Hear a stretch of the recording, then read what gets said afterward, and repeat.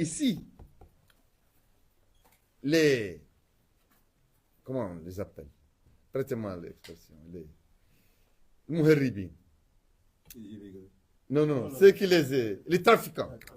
Ceux qui trafiquent les immigrés. Les passeurs. Il y a des sociétés de passeurs ici.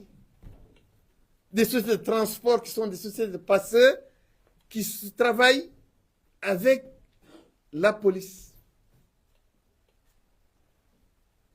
Qui travaillent avec les gendarmes. Et qui gagnent de l'argent au détriment de la sécurité de l'État et au détriment des immigrés eux-mêmes. Mais personne ne les inquiète. Mais pourquoi on attaque seulement? On n'attaque pas les passeurs, mais on attaque les immigrés eux-mêmes. L'immigré n'est pas un criminel. C'est une victime. Dans les annales du droit international, dans les conventions internationales ratifiées par la Mauritanie. Mais ici, un policier, on dénonce maintenant ici, c'est la justice populaire. Moi, j'ai vu quelqu'un sur Facebook dire, je viens de passer à côté d'un dépôt brique, il y a des étrangers, j'ai appelé la police. La police va venir prendre les travailleurs, elle va aller les arnaquer.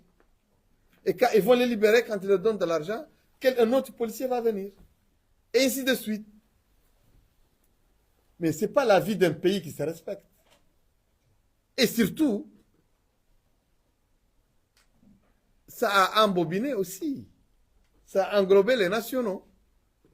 Étant donné que l'État mauritanien refuse la nationalité, refuse les papiers d'état civil à beaucoup de ses citoyens pour des raisons électoralistes, des raisons sectaristes et des intérêts liés à le maintien du pouvoir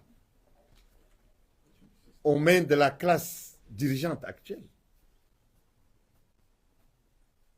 Il y a 450 000 citoyens, haratin, dont toute la procédure d'enrôlement est terminée à la veille des élections présidentielles passées, mais l'État refuse de leur donner leurs papiers pour éviter qu'ils ne votent un vote qui compromettrait le passage en force du candidat de l'État, en l'occurrence le Ghazouani. Ça a été fait, ces élections passées. Ils sont là, 450 000. Leurs papiers sont prêts, mais on refuse de leur donner. Ils sont des déportés chez eux-mêmes. Ils sont des apatrides chez eux. Mais ils sont des haratin locuteurs du Hassania. Je pense que les nationalistes arabes doivent en souffrir. Parce qu'ils disent, eux, que les haratin et les Maures sont une seule communauté arabe.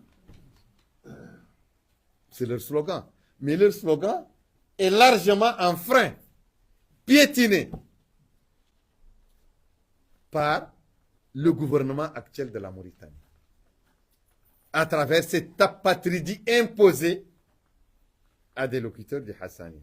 Mais pourquoi on impose la patridie aussi aux locuteurs de nos langues nationales, le Wolof, le Pulaar, le Soninké? Et pourquoi pas le Bambara? Pourquoi pas les Berbères? Ce sont aussi des langues qui sont ici, dont les citoyens sont ici, même s'ils ne sont pas si nombreux comme les Haratin. Mais écoutez, le nombre ne compte pas. S'ils comptaient, les Haratin allaient être traités avec une plus grande magnanimité. Mais ce n'est pas le cas. C'est la couleur qui compte. Malheureusement, c'est la couleur. Mais je suis étonné que le gouvernement mauritanien, le pouvoir actuel, accepte d'afficher ses faiblesses de manière si pitoyable à la face du monde. Et tout ceci pour un petit pécule de 200 millions de guillards que l'Union européenne, 200 millions d'euros, que l'Union européenne a donné comme je ne sais pas comment l'appeler, cadeau à part. C'est pas un cadeau. On n'a pas encore. Ouais. Bon, un gage ou une prébende Préban. pour que les Goumiers, la Mauritanie redevienne des Goumiers pour la France et l'Europe, pour garder ses frontières. C'est ça la gouvernance.